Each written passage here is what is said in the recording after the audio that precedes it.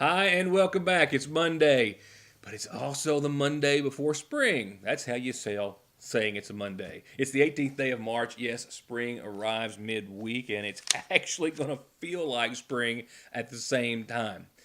It's not always the case with Kentucky weather, but that's the case tonight. There's one bump in your road down the forecast. It's midweek, and it's kind of short lived, and it doesn't go very far at all to spoil the nice run before and certainly after. I've got a weekend for you that's going to make you wish you had an extra day attached or tacked onto the beginning or end of it or both.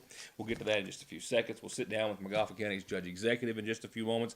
An update on the flooding and the status of a federal declaration and some incorrect information he says that other media outlets had aired or posted or both that he wanted to clarify, so we'll let him do that.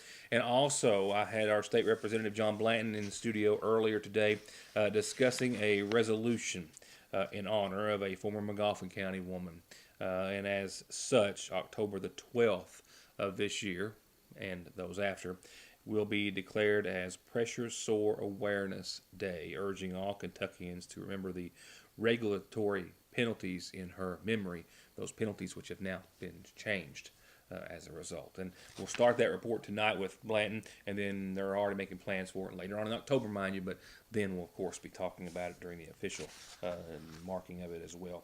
And a few other things to discuss, and I'm going to leave you on a good note with that forecast. Not airing tonight on the show, or I don't think, past few Mondays, man, everybody's been on the edge of their seat waiting for Nathan and Chessie Arnott to be back on The Voice. They don't know either if it's going to be tonight. I think we're all kind of under the assumption that there's going to have to be another contestant or contestants to have to go back to the comeback stage before they will come back out and have their next battle. But you got to tune in and see, so that's what we'll be doing tonight. Also, Big Sandy Idol was over the course of the weekend. I didn't have the opportunity to go and take it in, but wow, what a performance by, of course, the winner and the first runner-up. I don't have the video of that. I've got some, and it wasn't a great quality, so I'm still trying to get that on because I really want to congratulate not only the winner, but our Magoffin County native who did so well in Big Sandy Idol over the course of the weekend. So that's just a few things looking down the road. Looking also down the road, I have a camera tonight at the Sayersville City Council meeting. Magoffin County Board of Education and Magoffin County Fiscal Court both meet tomorrow, and of course some other meetings as well that all of course will be featured in stories here this week on Your News Today, so keep that in mind. Before we get back to our other two top stories this evening that I've already mentioned, the current two individuals that sit atop Magoffin's most wanted are still at large tonight, according to local authorities, who are still asking for your help. Magoffin County Sheriff's Deputy Neil Adams confirming to Your News Today and Mortimer Media tonight that they are still looking for two men who eluded he and other authorities last week after a complaint was called in to a suspicious vehicle. Possibly two men passed out on Johnson Fork in front of a residence. Upon approaching that vehicle, it took off and fled, led them on a high-speed pursuit up to 60-70 miles per hour on Magoffin County roads, and then hit the hills, and then had to come to a stop when that large tree was blocking their path. At that time, the driver and his male passenger both jumped and ran and eluded authorities on foot as well after an extensive search by the Magoffin County Sheriff's Department, as well as being assisted by authorities out of Morgan County and West Liberty. But during the entire pursuit, and specifically at the time that the two men bailed out of the vehicle, Adams was able to, as I told you last week, make an official ID as he made face contact or made eye contact with the two individuals, and they are still looking for those at this time. The driver identified as a Brady Helton, the passenger identified as a Jostin Helton. Both men still wanted by the Magoffin County Sheriff's Department with a long list of charges attached to two warrants in their name. If you have any information about their whereabouts, you're asked to please contact the Magoffin County Sheriff's Department or Magoffin County 911. I'll be right back with State Representative John Blanton after these words. What happens when you combine the region's best network with a plan that requires no money down on the phone you choose, but also allows you to upgrade to the latest and greatest phone quicker? You get the Appalachian Advantage. Get any device for $0 down and upgrade your smartphone once half your device payments are made. With a qualifying trade-in, choose a device payment plan, 6, 12, 18, 24, or 36 months. We'll leave that decision to you. Just another way Appalachian Wireless proves better service and bigger savings. That's today's Appalachian Wireless. Phone payment plan required. See store for details. Advantage requires no money down. Taxes due at time of sale. The flu and flu-like illnesses are widespread in Kentucky, and they're not going away anytime soon. So odds are, if you aren't or haven't been sick, you likely will be. And Parkway Pharmacy has exactly what we all need to fight it and any other cold or illness. From immune boosters for adults and children as young as 2 to all natural homeopathics made right here in the United States of America. They can help prevent you from getting sick or get you fast relief if you already are. With great tasting and easy taking gummies, powdered mixes, rapid melting fruity tablets, and syrups at Parkway Pharmacy. Spring's here. Well, at the seasonal shop, with new arrivals in every department like women's mud pie and Charlie Page clothes, the perfect addition to your wardrobe. And Simply Southern is simply fully stocked, and they've got a lot of new items, new short sleeve tees, key rings, planners, caps, wallets, purses, and more. And speaking of more, Mary Square is at the shop. This beautiful line makes a perfect gift or a great way to brighten your day, featuring everything from Bible covers to notebooks to lanyards, badge holders, bottles, cups, and ID holders. And their home decor section is absolutely filled wall to wall with new arrivals, all to make your house the home you want it to be. All at Fraser's Prater Drugs seasonal shop. Colorectal cancer is the number 2 leading cancer death in the U.S., with 90% of new cases in people 50 or older. And while people with family histories have 2 to 3 times greater probability of getting colorectal cancer, 80% of the new cases are in people without a family history. And Hope Family Medical Center wants to remind you that they're here with simple, easy, at-home, fit testing so you can get the reassurance you need if you're over 50 or have a family history of colorectal cancer or just want to be sure. It's another way that Hope Family Medical Center wants you to be healthy. Call or come in today. It's tax time, and that means it's time to cut prices at Gateway Motors. Check out this gorgeous 2013 F-150 Crew Cab. Books for over $17,000. Their price $14,900. This 09 one-ton E350 van has got only 119,000 miles on it. They've got it priced at $7,900. It books for over $10,000. Come make them an offer. This 09 Chrysler 300's got leather, nav, heated seats, and more. $4,900. And this 06 Ford Explorer is in great shape. Only 84,000 miles, new tires and more, while they last at Gateway Motors in Sagersville. SSI and disability cases are harder to win these days. You need all the help you can get. If the government has turned you down, I will not. Many factors are considered when a claim is being processed, like your age, education, physical, and mental disabling conditions. When it comes time to winning your disability case, you should not face a federal judge alone. You need an attorney who is experienced, determined, hardworking, knowledgeable, and dedicated to helping you win benefits that you deserve. If you need help with your SSI or disability case, call me, Donald Wayne McFarland, and let me go to work for you. Next, I sat down in his office with McGoffin County Judge Executive Matt Wireman earlier today for an update on the February flooding, the status of the still impending or pending federal declaration. The update as well also includes information on the county road system, and Judge Wireman also said that he needed to make a clarification. That reports, not from here in Your News Today or in the Sagersville Independent, mind you, but there were some reports recently saying that McGoffin County had already, not necessarily just received, but had been approved for over $3 million in FEMA funding to make repairs to McGoffin County roads and infrastructure. He calls that inaccurate, and he describes that that's just not how the system would even work. Well, first of all, there's been a lot of media reports outside of McGoffin County, obviously, and some in, that indicate that we have been awarded $3 million plus in FEMA funding. That's not the case, and I don't believe that I've ever said that was the case. I said we had $3 million worth of damage, and that made us eligible for FEMA once a declaration has been declared. We still don't have a presidential declaration for an emergency to qualify for FEMA funding. One of the things we probably need to clear up too about FEMA funding is that it's a reimbursement type program. We have to actually complete the work, get it inspected, pay for the work, show receipts, then they give us the money back. So this is going to be a slow process. In order for us to fix $3 million worth of damage, we've got to spend $3 million. So essentially, we're going to have to spend our money get reimbursed, do another project, get reimbursed, do another project, get reimbursed. So as far as the immediacy of getting a lot of these things done, it could take some time. Our road fund right now should be okay to be able to withstand being able to do some of the projects, but it's going to take some time, and when we've got a lot ahead of us, we've got a lot done that we're going to turn in once we get that declaration, once we do the project. Each individual thing on FEMA has to have a project. Some of the roads, take a road that has 8 to 10 washed out covers on it during the length of 3 or 4 miles, and we can replace those covers for $2,000 a piece. Some just using ballpark numbers. Well, that doesn't meet the, I think it's $3,200 project threshold. So what they'll do is take that whole road and do 7 or 8 little projects, fixing this cover, that cover, whatever, so that we're not having to do 500 projects. But we'll do those projects, and once we do those, then we'll be able to get reimbursed and move on to the next one. It's no lump sum set of money. That $3 million that was estimated was, it was 3 point something, was based on looking at our major projects. The one that we got that's over 100,000 that we believe, and they concurred, those 50 to 75, and those under that.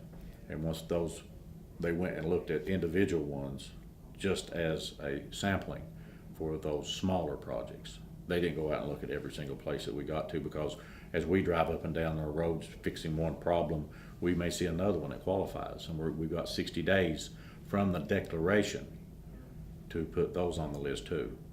So we're still out there, still trying to gather data, still trying to get all these places pinned, because we have to put an actual GPS coordinate on each location where we're going to do these potential FEMA projects.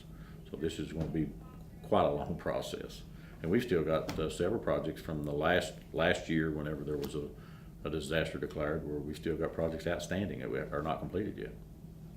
And you may recall the last time that Judge Wyerman and I spoke just a few days ago, he was the bearer of bad news after FEMA had just informed him that Magoffin County didn't have enough catastrophic damage to meet the threshold for individuals to get assistance from FEMA.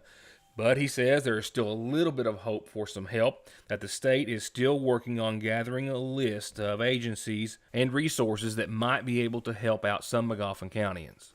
Right now on the individual side, we're still trying to get those volunteer groups and the contacts for that, for those type of agencies that do those things, community services.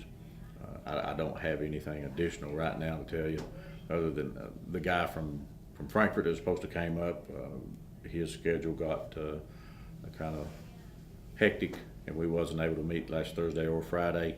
Hoping to meet with him this week, and hopefully he'll have some additional resources for help for those folk above and beyond what we've got right now. Our other top headline in a few moments right now, it's a Magoffin Farm Bureau community calendar with a couple of birthdays, actually. 3 birthday wishes for 4 people. Technically, you could call this a 12th birthday, but not. It's a happy 6th birthday to both Connor and Gavin Fletcher. Happy birthday, happy 6th. From Mommy and Wayne, who love you so much, and a long list of family and friends. Happy 6th birthday to Connor and Gavin Fletcher. And this one says, happy belated birthday to Monty Barnett, celebrating her birthday yesterday on St. Patty's Day, with a whole lot of love from a whole lot of family and friends. Happy birthday to you, Monty. And birthday wishes also tonight going out to Merlene Gibson from Willie, from the family, and from a host of friends. Happy birthday, Merlene. Happy birthday to you, too. And a couple of things for tonight's Magoffin Farm Bureau community calendar. The Magoffin County Senior Citizen Center is having their annual health fair this Thursday morning from 9 till 11. This is open to the public, and it's a great time to get your A1C levels checked. Also, Thursday afternoon will be commodity distribution from 12:30 to 2:30 for those on the active list. And if you're around maybe for the health fair and you want to donate a little time, they'd love to have you, and they could sure use you that afternoon for commodities.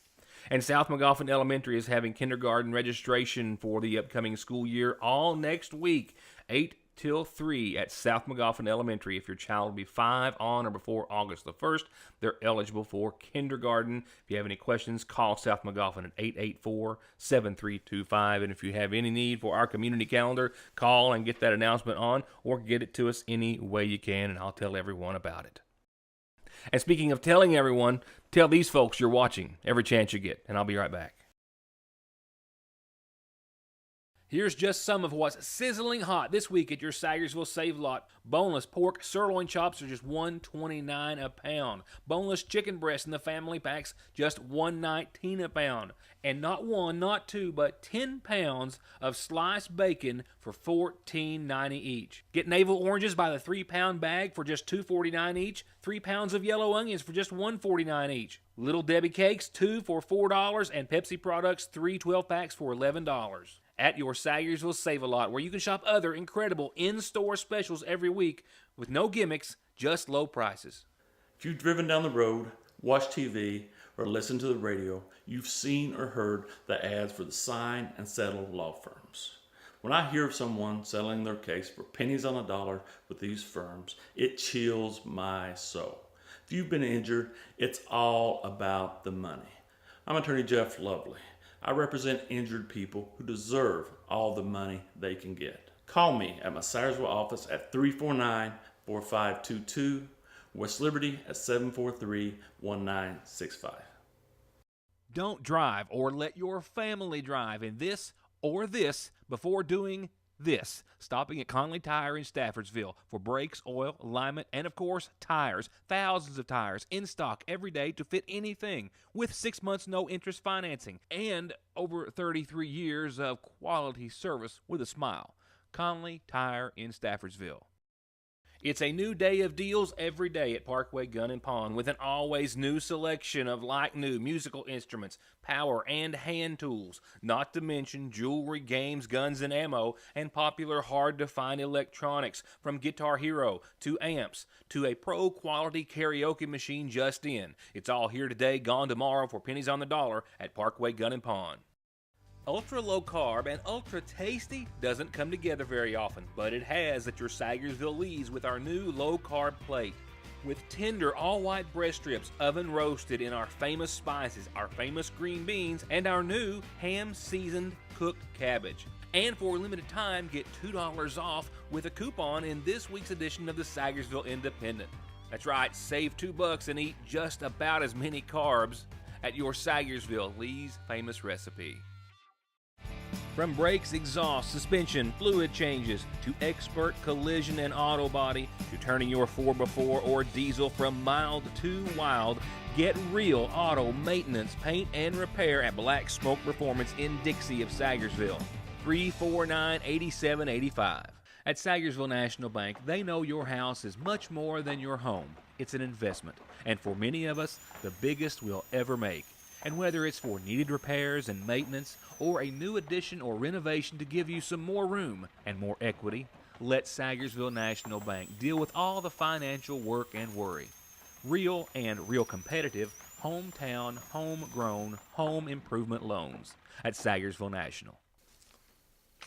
State Representative John Blanton was in studio earlier today talking about a resolution which has just been passed, marking October the 12th of this and the following years is a very special day.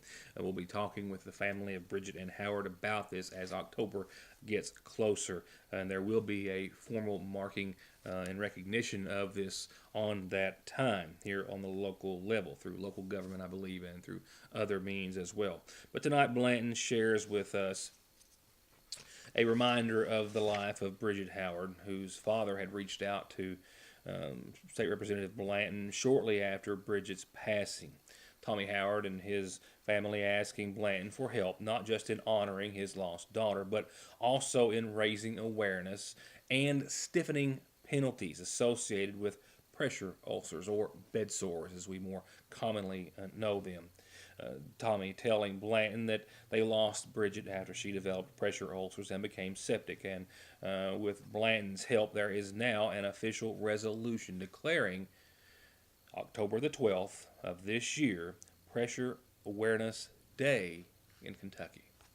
At the time of Bridget's passing, passing. She suffered from bed sores. Decubitus is the medical term. We know it as bed sores or pressure ulcers. So over the last couple of years, I've been working to try to do something in Frankfort where we can memorialize her and at the same time bring awareness to pressure ulcers or bed sores, if you will. And so in working with the Cabinet for Health and Family Services, we have been able to redo a KAR, which is a Kentucky Administrative Regulations dealing with pressure ulcers. And what we did was we took the current or the previous violation was a type B violation, which was a $50 to $500 fine for any violation of pressure ulcers. And we were able to change that to a type A violation in honor of Bridget. And that now carries between a $1,000 and $5,000 fine for someone that is found with these pressure ulcers. And it's mainly to bring awareness to pressure ulcers that patients who are immobile for long periods of time can suffer from, and they can be deadly. And this is something that we want to do in her honor, just to make people aware and to increase and encourage these facilities that are housing people that's going to be there for long-term type things, that they keep a close eye on these patients to ensure that no one suffers from those type. We also took at the same time that we made this change, we also designated October 12th as Bridget Ann Howard Day to bring awareness to pressure ulcers and bed sores in the Commonwealth of Kentucky. And Blanton says that plans are already being made for the McGoffin County Fiscal Court to read and pass a resolution on the matter as well when time gets closer. There will be some sort of a formal recognition here as well in conjunction with our local officials and Bridget's family, and that's when we'll revisit, of course, the topic and talk to them then. While I had Representative Blanton here in studio, we talked briefly as he was out to another appointment of the more than 119 bills that were pushed through to the governor's desk after, of course, the most recent legislative session that wrapped up last week. Well, the last day for any vetoes to happen will be the 28th. About a week from now, and that is, I guess, next Thursday. And at that time, he and I are going to sit down and talk about some of the most pressing bills that went through, that came before his vote, and went on to the governor, and we'll have that report in a few days.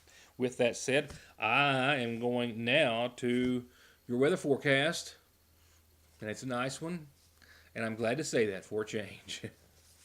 Yeah, there's a few scenarios playing out as they really should weather-wise, and, that's not Kentucky weather for you.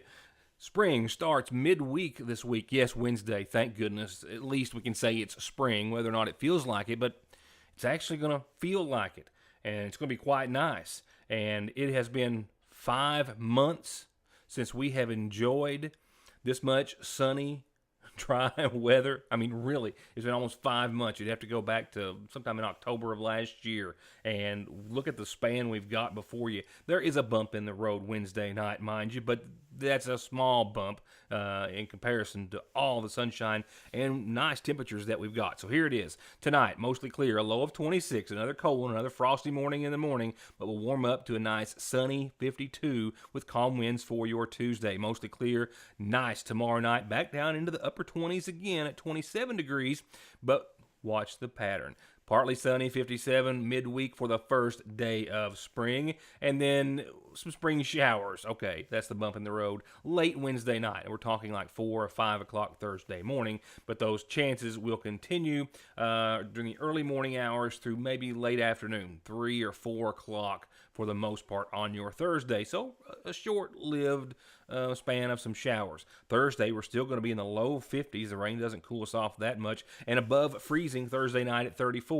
And then here's your weekend. I wish it was an early weekend for us all, but Friday sunny and 56, Saturday sunny and 60, and that is close to 70 for your Sunday's outlook. Mostly sunny and 67 degrees for your Sunday. And there you go. I'm going to go out on that note because that's the as good as way I could end this show as possible. Now, Monday, I'm hoping that trend will continue on. A little too far out to go too certain a week from today, but man, I think that forecast, at least for the weekend, will get us all through this week. And hey, this week isn't going to be that bad either.